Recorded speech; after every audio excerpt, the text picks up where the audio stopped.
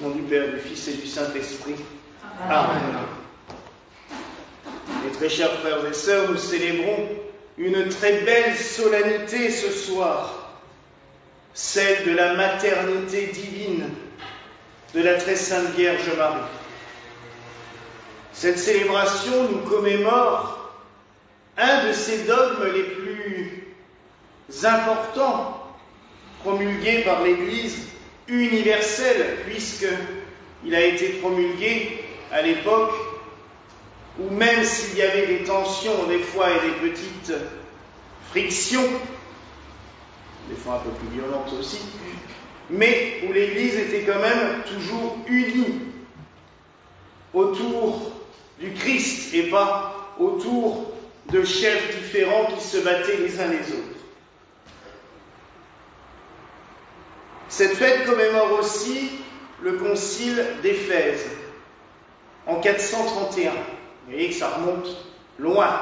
C'est un concile qui, à l'origine, était fait pour lutter contre les différentes hérésies. Il y en a eu quelques-unes à l'époque, et notamment, c'est à partir de là qu'on a commencé un petit peu à remettre en question les deux natures en Christ. C'est-à-dire Jésus, qui est vrai homme, mais qui est aussi vrai Dieu. Et beaucoup, même s'ils avaient du mal, tenaient déjà fermement à ce dogme, oui, parce qu'on ne peut pas donner d'autre nom, à ce dogme des deux natures en Christ, qui, si cela n'existait pas, la foi chrétienne, entre guillemets, n'aurait aucun sens. Si Jésus avait été un prophète comme les autres, à quoi le christianisme aurait-il servi, à part être une nouvelle mouvance dans le judaïsme? Mais il n'y avait aucun intérêt, alors que Jésus nous l'a quand même fait comprendre et nous l'a expliqué à de nombreuses reprises qu'il était Dieu parmi les hommes. Il est comme le Père. Qui m'a vu a vu le Père. Il nous montre bien sa filiation divine à de nombreuses reprises. Et je pense qu'il est encore plus important de célébrer ce genre de mystère à l'heure actuelle, puisque c'est de nouveau une petite musique qu'on entend régulièrement. Alors pendant un moment, c'était un petit peu réservé aux protestants libéraux, notamment les unitariens, donc ceux qui sont persuadés qu'il n'y a que le Père et que Jésus était un homme sympa. Vous savez que j'aime bien utiliser cette formule parce que c'est un petit peu ce qu'on nous sort. Et il y a eu, depuis quelques années, une recrudescence, tant de mouvements gnostiques ou de mouvements issus d'autres religions qui ont tendance à réinstiller cela tout doucement. Jésus n'était qu'un prophète, qu'un homme un peu important.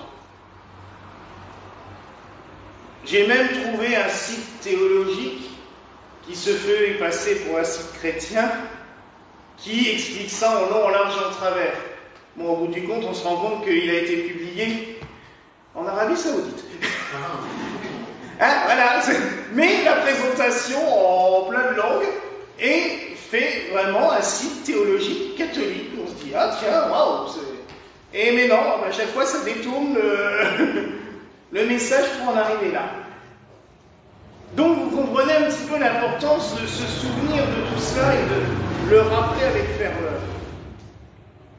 Notre Seigneur Jésus-Christ est vrai Dieu et vrai homme. Par sa naissance corporelle, par la filiation de Marie, c'est un homme, comme un autre. Par l'action du Saint-Esprit, il est fils de Dieu. Il est Dieu fait homme. Ça ne veut pas dire qu'ils sont deux. Comme nous sommes hommes par notre corps, par nos parents, mais nos parents ne fabriquent pas notre âme. C'est Dieu qui la fabrique, notre âme. Mais c'est pas pour cela que l'âme, elle se balade à côté du corps et qu'ils sont dissociés. Nous ne sommes qu'un. Ben, Jésus, dans sa nature divine et dans sa nature humaine, il est bien un. Unique, tout seul. Ce qui fait, et c'est ce qu'a défini le Concile d'Éphèse aussi, que Marie, étant la mère de Jésus-Christ, vrai Dieu et vrai homme, est par là mère de Dieu. Et là, c'est quelque chose de formidable et d'exceptionnel. Et ce qui est encore plus exceptionnel, c'est que c'est un dogme qui est logiquement admis par toutes les confessions chrétiennes, même nos frères protestants. Luther tenait énormément à Marie, mère de Dieu. Par la suite, malheureusement, vu le nombre de centaines de milliers de déviances et de mouvements qui se sont créés, chacun a fait un peu ce qu'il veut. Ce qui est d'autant plus inquiétant à l'heure actuelle, c'est qu'au sein des églises catholiques, l'orthodoxie est préservée encore de ce côté-là, mais au sein des églises catholiques, certains en viennent à dire aussi, ouais, mais est-ce que tout ça, c'est pas des histoires? Est-ce que tout ça, c'est pas des figures? Ben non. Sinon, on n'est plus catholique. De foi, ni orthodoxe, puisque je rappelle quand même que la foi catholique et orthodoxe, c'est une foi commune. Alors, célébrer en ce jour ce dogme de la maternité divine de Marie, c'est quelque chose d'important et je dirais même d'essentiel. Car c'est la plus belle des prérogatives de Marie. C'est pour cela aussi que j'ai choisi les ornements dorés, pour rappeler cette gloire qui a environné Marie à partir de ce jour-là. Parmi toutes les grandeurs et les gloires de Marie, et Dieu sait qu'il y en a, on lui a donné des centaines et des centaines de noms, Notre-Dame de ci, Notre-Dame de là, Notre-Dame, sans compter des phrases ou des adjectifs. Vaste, très pure, tour de David, citadelle, rose mystique. Mais le plus beau de ces titres, c'est bien la mère de Dieu. Et toute la gloire de Marie réside dans ce vocable. Alors oui, nos frères romains ont choisi de célébrer Marie, mère de Dieu, le 1er janvier. Ça, il n'y a aucun souci. Mais il ne faut quand même pas oublier cette fête du 11 octobre, qui rappelle ce dogme et la proclamation de ce dogme. C'est une fête qui a été célébrée pendant très longtemps, un peu partout, mais elle n'avait pas été, on va dire, analysée par l'autorité. C'est que le pape Pie XI, au début du XXe siècle, qui l'a fait. Il l'a fait tout simplement en 1931 pour célébrer l'anniversaire du Concile d'Éphèse. Mais je trouve vraiment qu'elle a une importance considérable. Et comme le disait saint Ambroise, un saint que j'aime beaucoup, que peut-on concevoir au-dessus de Marie? Quelle grandeur surpasse celle qu'a choisie pour mère celui qui a la grandeur même? Et oui, qui peut être au-dessus d'elle? Personne à part la Sainte Trinité.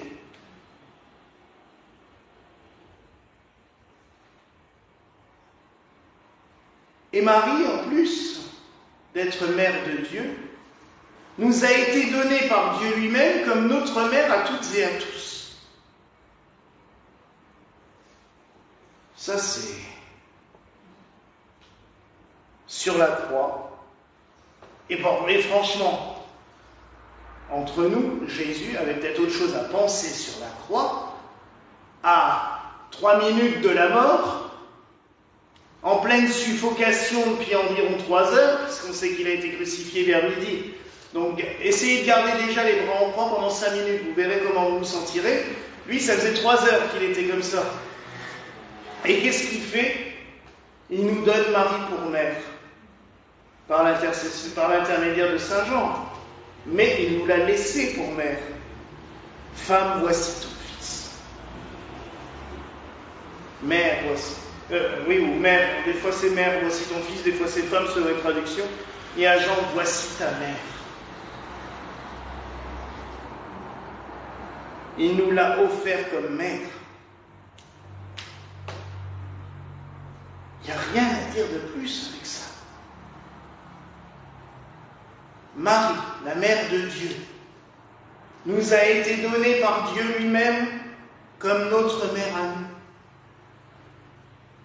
Peut-être aussi tout simplement pour nous rappeler que tout être humain ne doit avoir qu'un seul but dans son existence, s'unir à Dieu, être réuni à la divinité. C'est notre seul but. Ah oui, il faut vivre tous les jours, je vous l'ai déjà dit, c'est pas la peine de s'asseoir dans son fauteuil en disant de toute façon j'attends d'être avec Dieu. Non, ça ne marche pas comme ça. Ça serait simple, ça serait bien. Mais bon, il faut aussi qu'on vive, il faut qu'on travaille, il faut qu'on se nourrisse, il faut qu'on fasse plein de choses. Il faut qu'on le mérite. Ça, j'aime bien aussi, moi, une religion qui nous demande de travailler, qui y va au mérite. Non, tout, il n'y a pas de tout cuit, il faut y aller. Marie, tout n'a pas été simple non plus dans sa vie. On pourrait très bien croire que, bah oui, hop, elle devient mère de Dieu, elle accouche, hop, on la met sur un trône d'or et fini, hop. Non, vous avez vu ce qu'elle a enduré jusqu'à la mort du Christ. Et après, franchement, ça nous montre bien que même dans la gloire de Dieu, toutes les épreuves ne nous sont pas épargnées. Mais baignées dans la gloire de Dieu, toute épreuve devienne supportable. On peut tout accepter, tout vivre, quand on sait que Dieu est avec nous. Et c'est vraiment, je pense, un des plus beaux messages que la Vierge peut nous donner. C'est regarder dans la gloire de Dieu tout ce que j'ai pu accepter, supporter, et j'étais toujours là. Je n'ai pas craqué. Franchement, voyant ce qui est arrivé à son fils, beaucoup de mères se seraient jetées par la fenêtre. Ou seraient mortes de douleur, tout simplement. Elle a tenu le choc.